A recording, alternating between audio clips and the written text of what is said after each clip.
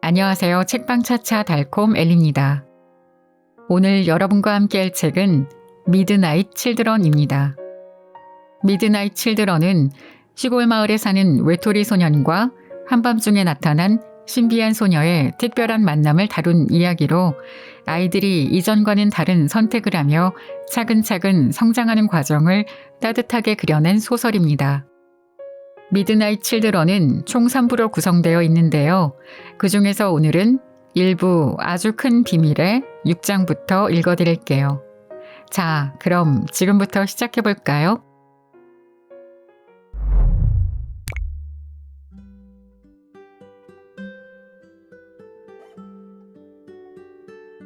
이튿날 아침이 되어서도 라바니의 머릿속에는 궁금한 것이 가득했다.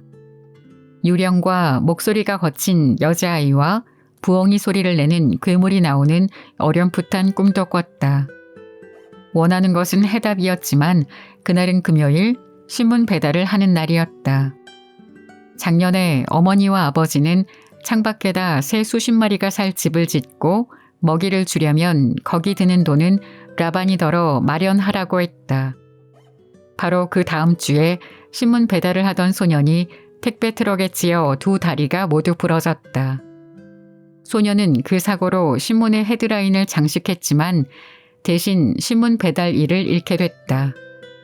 자전거와 성한 두 다리를 가진 라바니가 그 일을 넘겨받았고 그 후로 매주 사흘씩 소도시 곳곳에 신문을 배달했다. 새 소식 있나요? 라바니는 슬러터빌 스펙테이터 신문사 사장이자 관리인이자 기자이자 편집자인 호텐스 월런 바크에게 물었다. 그녀는 사무실 책상 위에 두 발을 올리고 의자에 기대앉아 커피를 마시고 있었다. 신문사에 들어갈 때마다 라바니는 그렇게 물었고 그녀는 평소와 같은 대답을 했다. 직접 읽고 알아보렴.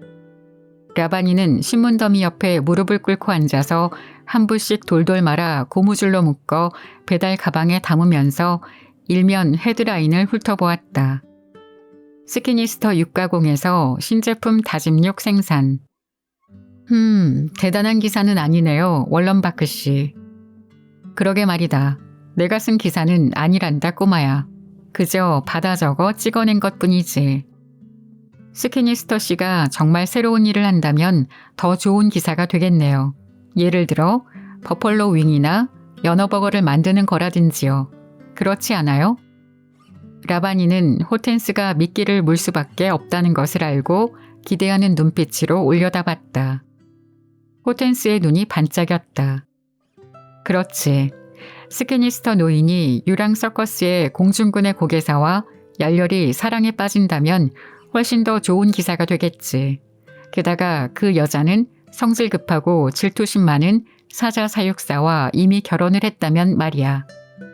그런데 그 사자 사육사가 갑자기 사라지고 다음날 누군가가 그의 결혼 반지를 스키니스터 육가공 햄버거 패티에서 발견한다면, 하지만 경찰관이 집에 찾아가 체포하려니 스키니스터는 이미 사랑하는 고개사와 브라질로 도주한 뒤라면, 그러면 훨씬 좋은 기사가 되겠지.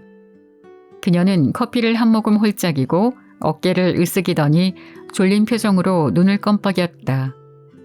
하지만 그건 기사가 아니야. 난 사실밖에 못 쓴단다, 꼬마야.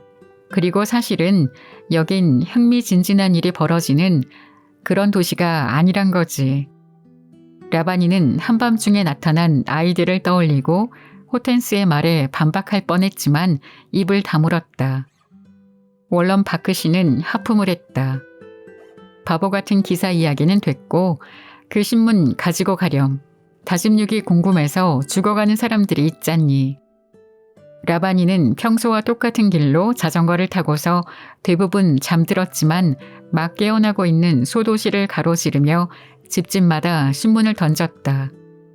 졸고 있는 이웃에게 신문 배달을 마친 뒤 라바니는 시내로 돌아갔다. 그 무렵 해는 이미 떴고 종달새와 어치도 깨어서 노래했다. 슬러터빌 거리에는 라바니 혼자가 아니었다. 라바니는 카페로 가서 옥의 테이블에 앉아있는 퀴글리 보안관에게 커피를 따라주는 프레드 프로섬에게로 다가갔다. 안녕, 라바니? 프레드가 평소처럼 무료하지만 따뜻한 말투로 인사했다. 오늘 뭐 보여줄 거 없어요, 프로섬 씨? 라바니는 한 발을 땅에 짚고 신문을 건네며 물었다. 전에 보여준 사랑에 빠진 선원은 어때요? 프레드는 한쪽 입꼬리만 올리며 웃었다. 25쯤으로 젊은 축에 속하는 그는 송골매의 날개 깃털처럼 피부가 짙은 갈색이었다. 전등을 달기 전부터 그 카페를 운영했던 할머니에게서 그곳을 물려받았다. 메뉴도 쭉 그대로였다. 프레드는 보안관의 테이블에 신문을 내려놓더니 목청을 가다듬었다. 한쪽 눈을 감고 허리를 숙였다. 어이, 녀석아.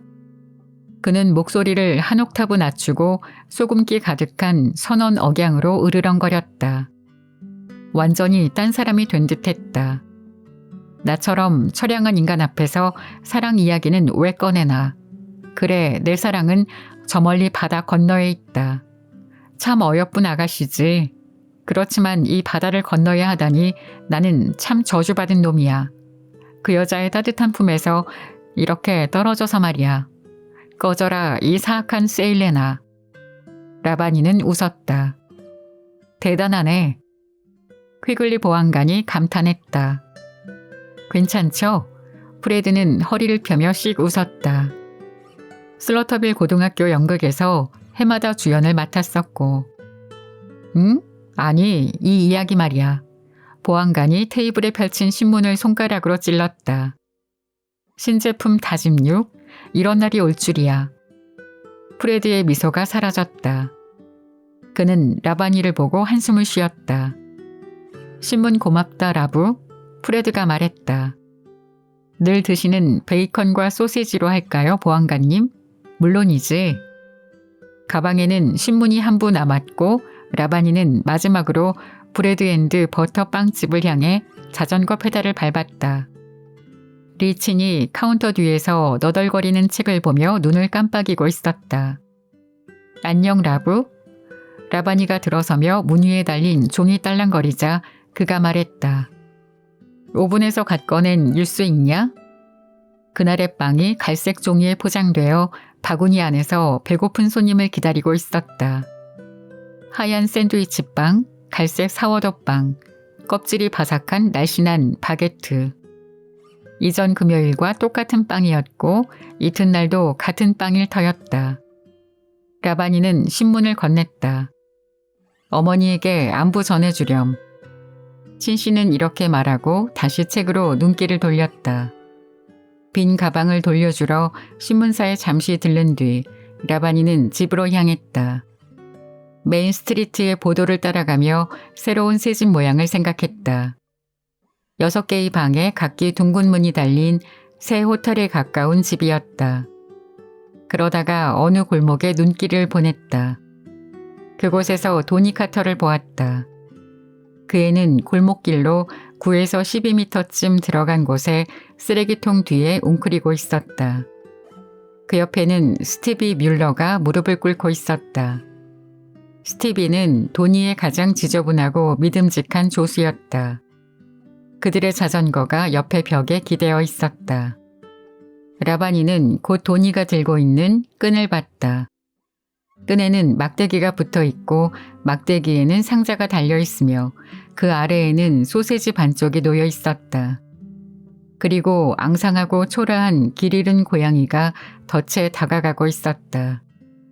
라바니는 도니가 잡은 고양이에게 무슨 짓을 할 속셈인지 알 수 없었지만 폭죽이나 강과 관련이 있으리란 건 확신했다.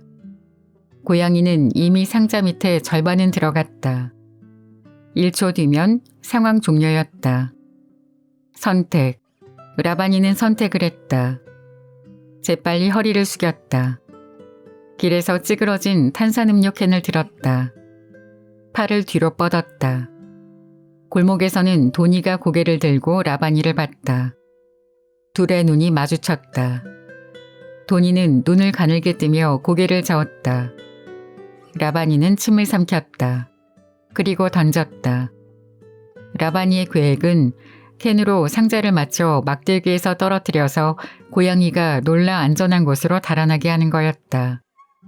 하지만 라바니의 머리가 계획한 것과 몸이 실제로 한 일은 매우 다르고 연관성이 거의 없는 경우가 많았다.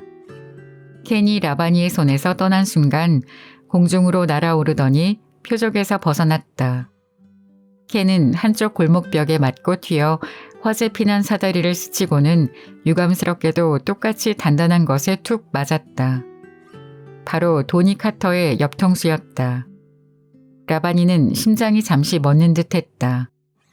고양이는 이야옹하며 듬성듬성한 털을 세우고 달아났다. 도니는 무시무시하게 단호한 표정으로 일어섰다. 콧김을 내뿜고 있었는데 라바니는 그간의 경험으로 그것이 좋은 징조가 아님을 알았다. 너 이제 죽었어. 도니가 으르렁거렸다. 라바니는 자전거 페달을 밟으며 달아났다. 근육이 터질 듯이 다리를 휘저어 거리를 내달렸다. 도니와 스티비가 등 뒤의 골목에서 나오는 소리가 들렸다. 라바니는 더 열심히 페달을 밟았다. 심장이 망치질하고 폐가 부풀어 올랐다. 라바니는 참새가 황조롱이에게 사냥당하는 것을 한 번 본 적이 있다. 황조롱이는 파닥거리며 달아나는 참새에게 무시무시하게 채찍처럼 빠르게 달려들었다. 참새는 힘껏 날아봤지만 그곳은 나무 한 그루 없는 텅 빈 들판 위였다. 참새 그리고 황조롱이. 라바니는 결국 피가 튀었고 깃털이 후두두 떨어지며 끝날 것임을 알고 있었다. 실제로도 그랬다. 그때도 마찬가지로 라바니는 잘 알고 있었다. 가망은 없었다. 포식자들이 얼마나 빠른지, 아니 자신이 얼마나 느린지 잘 알고 있었으니까. 하지만 희망이란 우스운 것이다. 느껴지지 않아도 품게 된다. 그리고 희망이 적을수록 희망이 있다는 것을 더 간절히 믿고 싶어진다. 그래서 라바니는 기도하듯이 페달을 밟았다. 하지만 현실을 알고 있었다. 도축장을 가로지를 때 휙 쿵쿵 소리가 달리는 다리와 박자를 맞췄다. 다급하게 어깨 너머로 돌아보니 도니는 겨우 6m 떨어진 곳에서 점점 더 따라붙고 있었다. 집이 있는 오팔로드에 들어서려면 적어도 140m는 더 가야 했다. 성공할 수 없었다. 몸을 숨길 곳을 찾는 것만이 유일한 방법이었다. 라바니는 도니와 스티비보다 숲에 구불거리는 오솔길과 은신처를 잘 알았다. 거기에 희망을 걸었다. 다리를 건너는 라바니의 시야 끝에 바짝 다가붙는 도니의 자전거가 들어왔다. 지금 아니면 기회는 없었다. 다리 난간 끝을 지나는 순간 라바니는 옆으로 방향을 획 틀어 길에서 벗어나 숲 가장자리에 있는 나뭇가지와 덤불 속으로 뛰어들었다. 라바니는 자전거에서 펄쩍 뛰어내려 달렸다. 도니가 등 뒤에 숲속으로 달려가고 스티비가 외치는 소리가 들려왔다. 라바니는 통나무를 뛰어넘어 사냥용 오솔길로 접어든 뒤 몸을 옆으로 돌려 빽빽한 나무 사이를 지나쳤다. 그러자 나무 사이로 그것이 보였다. 햇볕이 가득 내리쬐는 크로워드 씬의 넓은 뒷마당이. 성공할 것 같았다.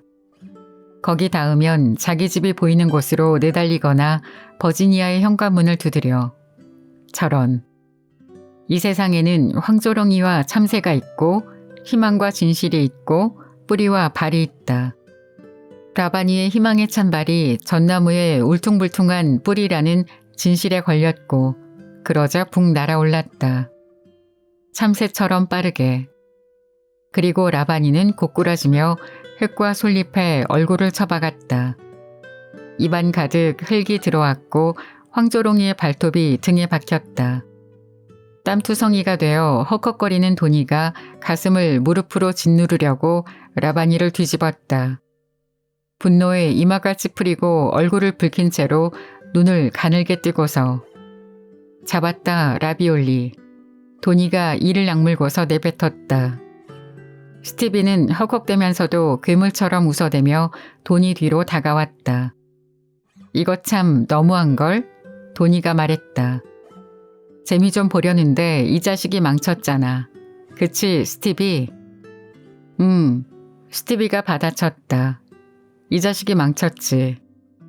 라비니가 힘없이 버둥거렸고 도니는 무릎에 체중을 실어 라비니를 찍어 눌렀다.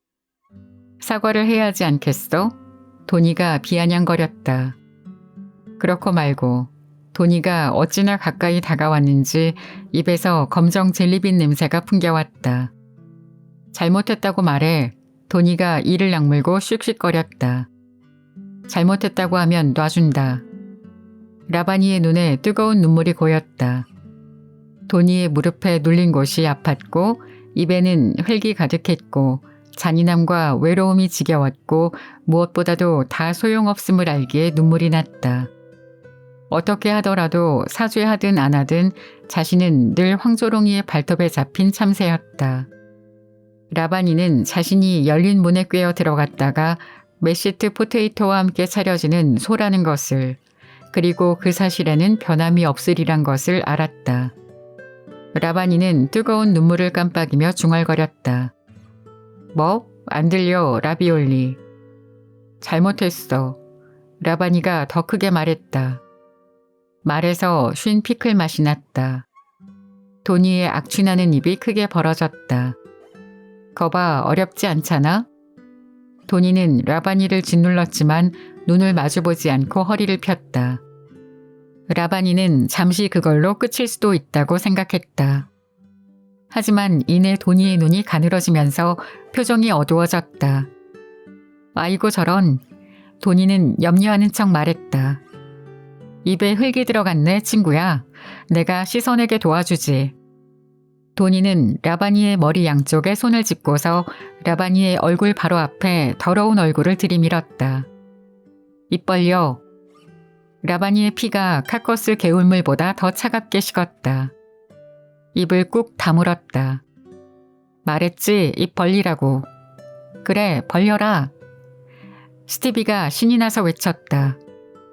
라바니는 있는 힘껏 고개를 저었다.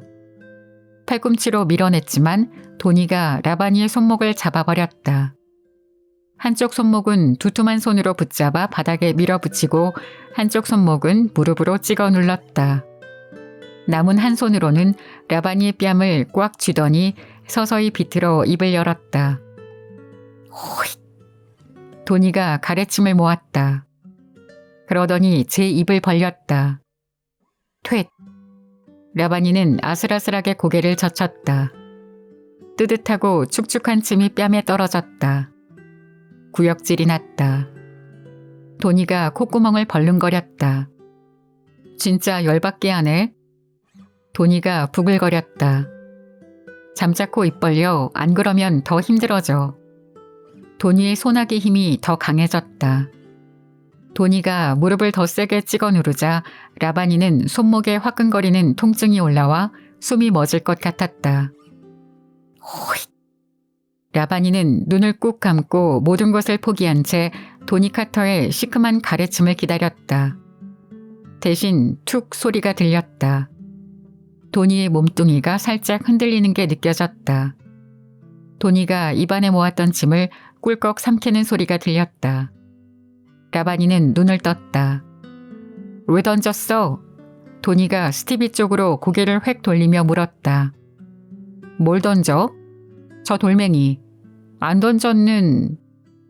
스티비의 말이 작은 땡소리로 가로막혔고 그때는 세 명 모두 돌멩이가 도니의 벨트 버클에 맞더니 땅에 떨어지는 것을 봤다. 스티비가 던진 것이 아니었다. 반대쪽 무성한 잡목 쪽에서 날아왔다. 크로워드 시내 쪽에서. 야! 도니가 외쳤다. 누가... 돌멩이 하나가 어두컴컴하게 얽힌 나뭇가지와 잎속에서 다시 튀어나와 도니의 귀를 때렸다. 도니는 고개를 숙이더니 욕을 했다. 거기 누구냐? 도니가 라바니를 잡았던 손을 놓고 허리를 펴고는 떨어진 나무와 가지에 걸린 덩굴, 변하는 그림자, 쓰러진 나무 둥치 쪽을 살폈다. 몸을 웅크리고 숨을 자리가 100군데는 있었다. 야, 있지. 돈이 우리... 스티비는 한 걸음 물러서며 더듬댔다. 닥쳐 스티비. 야, 거기 누구냐? 후회할 거다. 내가 장담해. 라바니는 그게 누구인지, 누구일 수밖에 없는지 알고 있었다. 라바니는 눈을 꾹 감고 눈물을 삼켰다. 그리고 뭐라고 말했다. 뭐라고 했냐? 도니가 돌아서며 내뱉었다. 라바니는 목청을 가다듬었다. 유령이야. 도니는 눈을 가늘게 뜨고 경멸했다. 하지만 놀란 눈빛이기도 했다. 그리고 조금 두려워하는 눈빛이었다고 라바니는 믿었다. 뭐라고? 스티비가 기어들어가는 소리로 물었다. 무슨 소리야? 도니가 헉헉거리며 말했다. 세상에. 하지만 그 순간 돌멩이 3개가 각기 다른 방향에서 날아왔다. 하나는 스티비의 배를 맞췄고 하나는 도니의 신발에서 튕겨져 나왔고 또 하나는 그들 사이 바닥에서 튀었다. 유령이라고. 라바니가 다시 더 크게 말했다. 난 그만 가볼래 도니. 스티비가 소리 높여 말했다. 도니가 뭐라 외치려고 입을 여는데 돌아나가 공중에서 날아와 뒤통수를 맞췄다. 다치게 할 만큼 큰 돌은 아니었지만 아플 정도는 됐다. 아얏! 도니는 뒤통수를 문지르며 입술을 핥고 주위를 둘러봤다. 반항과 분노가 서린 표정이었지만 눈은 깜빡이며 여기저기 살피고 휘둥그레졌다 가늘어지길 반복했다. 도니 카터가 겁을 먹었다. 이걸로 끝난 게 아니야, 라비올리. 도니가 일어나며 말했다. 너 나한테 고양이 한 마리 빚졌어? 하지만 도니는 스티비를 따라 어깨를 움츠리고 주먹을 쥐고서 달려갔다. 잠시 후 라바니는 일어나 앉았다. 돌멩이가 날아온 쪽을 보지는 않았다. 그쪽에서 유령들이 자신을 지켜보고 있을 테니까. 입에는 흙이, 얼굴에는 침이, 눈에는 눈물이 고여서 그쪽을 볼 수 없었다. 부끄러워 양쪽 뺨이 달아올랐다. 그 애들이 봤다. 이런 꼴을 그 애가 봤다. 그 애는 이제 라바니가 어떤 아이인지 알게 됐다. 첫날 밤 그 애를 보고 품었던 신랏 같은 희망이 이제는 촛불처럼 꺼져버렸다. 저런 애가 어떻게 친구를 사귀겠어? 고마워라든가 이유는 잘 몰라도 미안해라든가 안녕이라고 말해야 할 것 같았다. 대신 라바니는 아무 말도 하지 않았다.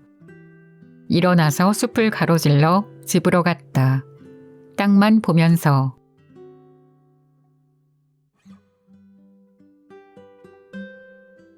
그날 오후 라바니는 자전거를 찾으러 돌아갔다. 창고로 터덜터덜 돌아오는데 누군가의 목소리가 불러세웠다.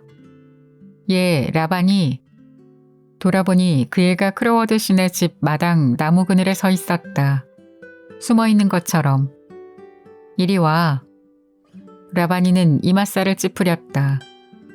라바니의 영혼은 여전히 수치심에 떨고 있었다. 하지만 자전거를 눕혀놓고 걸어갔다. 그 애는 전날과 같은 옷을 입고 똑같이 엄숙한 표정을 짓고 있었다. 네 도움이 필요해. 그 애가 말했다. 라바니는 자신이 누군가에게 도움이 될 일이 있다는 것을 상상할 수 없었다. 어떤 새인지 식별하는 일이라면 모를까.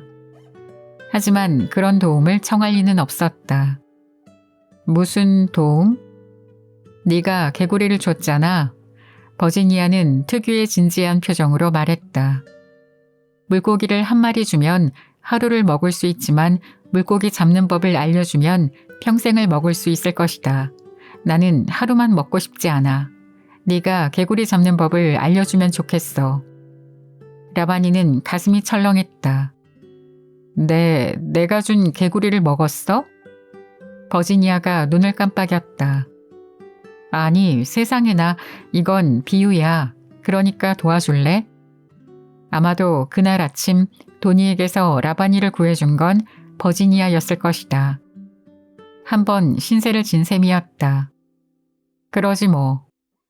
그 애는 라바니의 팔을 잡더니 햇볕에서 당겨 자기 집과 스키니스터 스트리트 사이에 제멋대로 나무가 자란 숲속으로 들어갔다.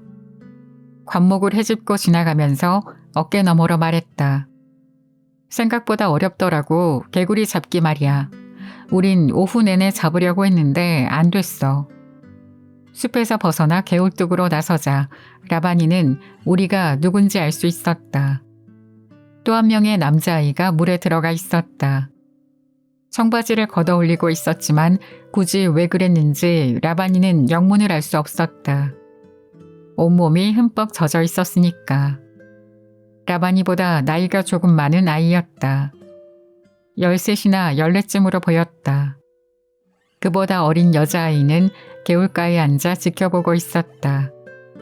5-6살쯤 돼 보이는 그 애는 도착했던 날 들고 있던 기린 인형을 역시 또 안고 있었다. 낮에 보니 솔기가 뜯어지고 유리 눈알 하나가 없어진 낡고 해진 인형이었다. 아이고 고마워라. 남자아이가 둘을 보더니 씩 웃으며 외쳤다. 백마탄 기사가 왔네. 버지니아가 또 불쌍하게 실패하는 꼴을 보면 가슴이 아파 죽을 거야. 저긴 오빠야. 버지니아가 말했다. 보기에 비호감일 텐데 실제로는 그보다 훨씬 더 심해. 소녀는 물을 첨벙거리며 다가와서 진흙투성이 팔로 이마에 물을 닦아 갈색 얼룩을 남겼다. 소년이 라바니에게 한 손을 내밀었다. 안녕, 나는 어메이징 씨라고 해. 그냥 어메이징이라고 불러도 돼. 아니야, 어린 소녀가 외쳤다.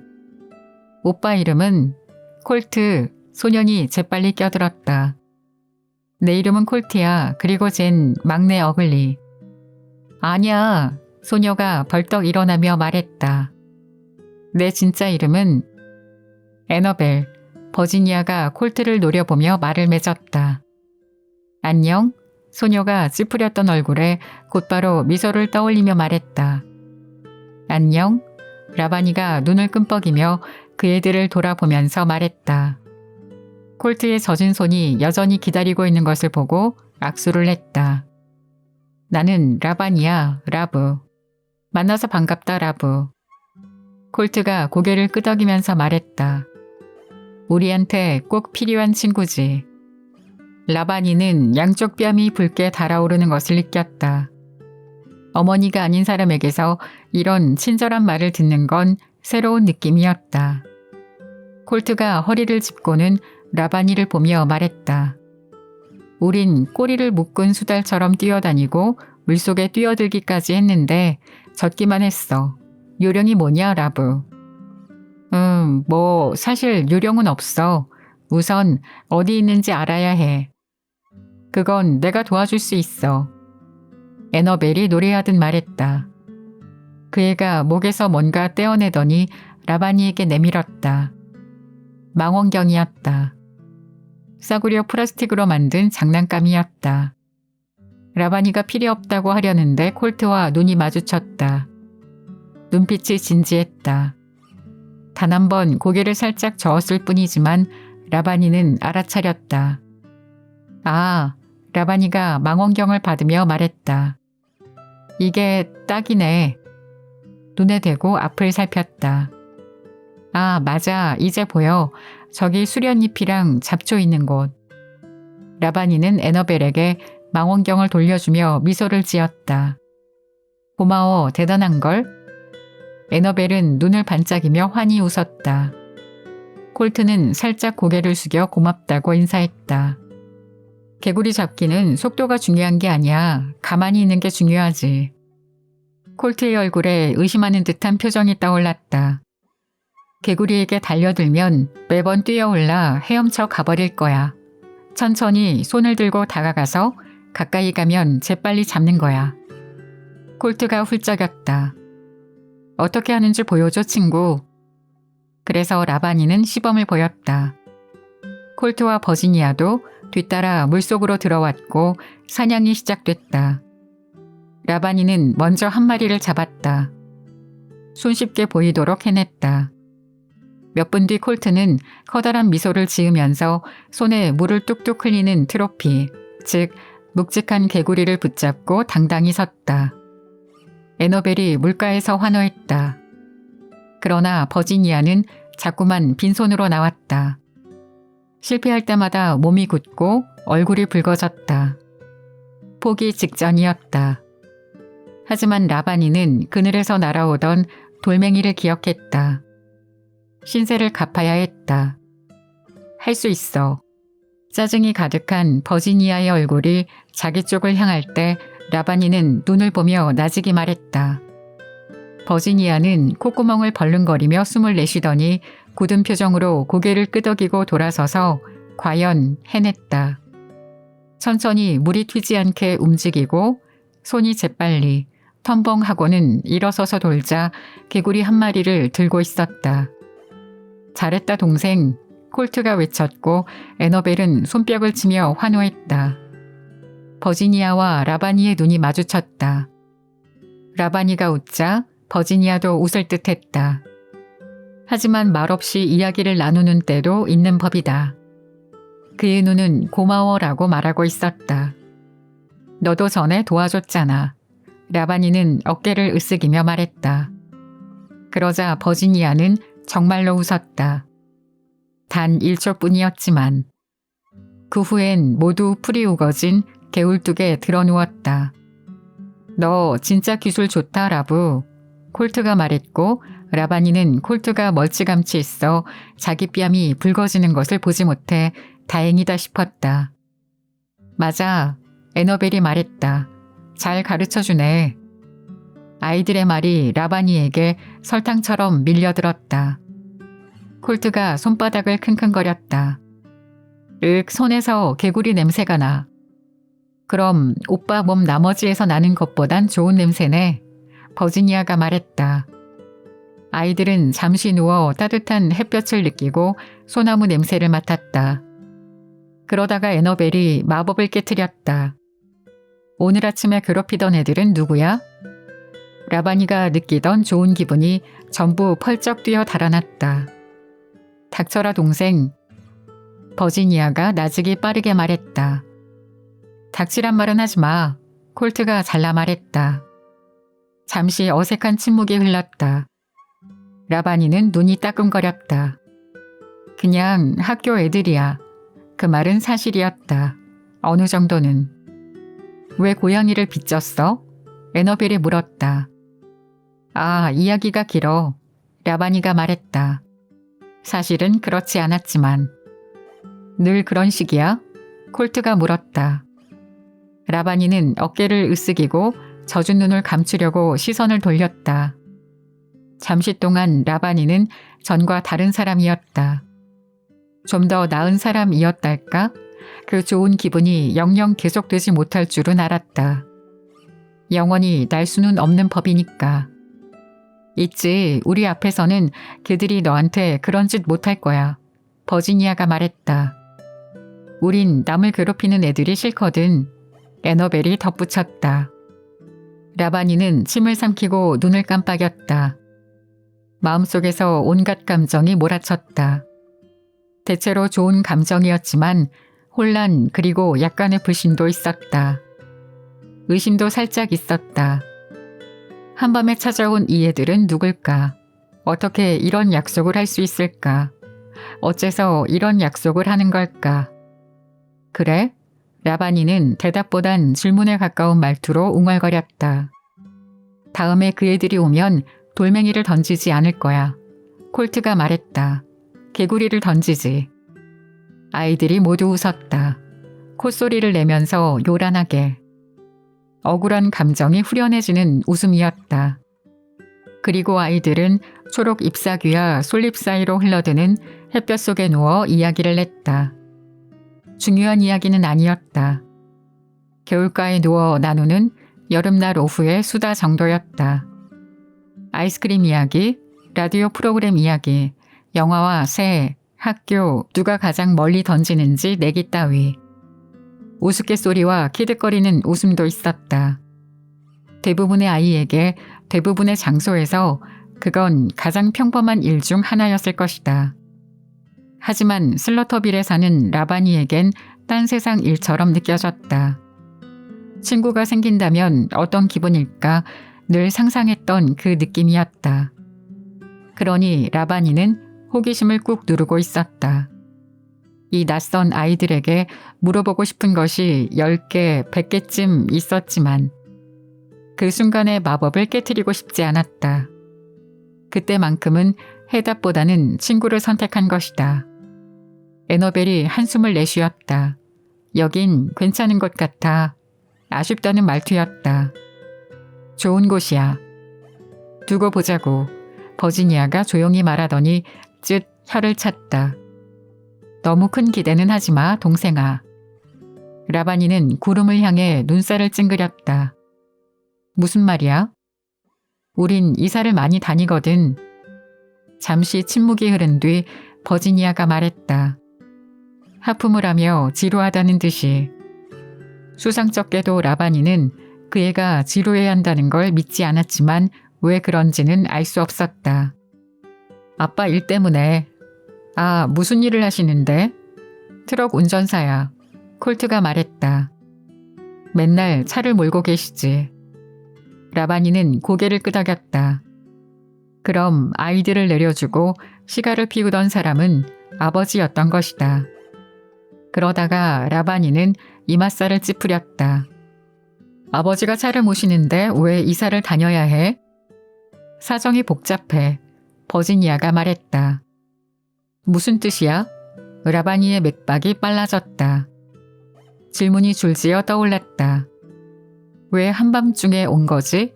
어째서 하루 종일 숨어 지내지? 어머니는 어디 계시지?